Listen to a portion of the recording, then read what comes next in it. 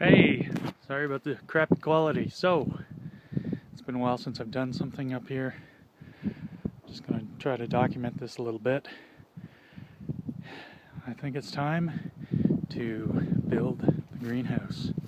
This is a ShelterLogic kit that a old employer gifted me, and now that I'm, well, retired, I am going to turn all these bits and pieces, bibs and bobs, into a greenhouse. Let me show you.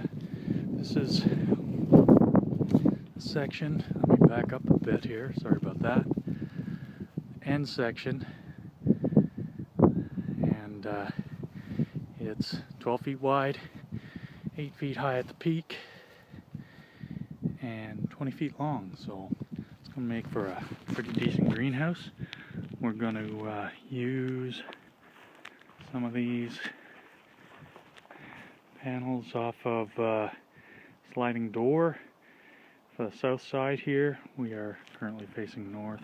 The south side is on the hill here, so this location will always be in the sun no matter what.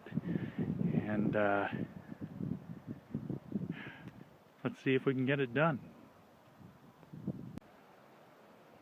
Okay, so I decided to get at it because, well, that sky's looking pretty ominous. They're asking for rain and snow in the next little while, so I figure, hey, let's get these trusses together.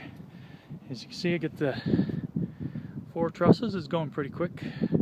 Found the actual original instructions on the internet, so makes pretty quick work of it. And they use some fantastic some sort of dye to stamp on the part numbers, and it just doesn't wear off, and it's beautiful. And this is all powder coated, so this will be great for the inside of a greenhouse. Anyway, back to it.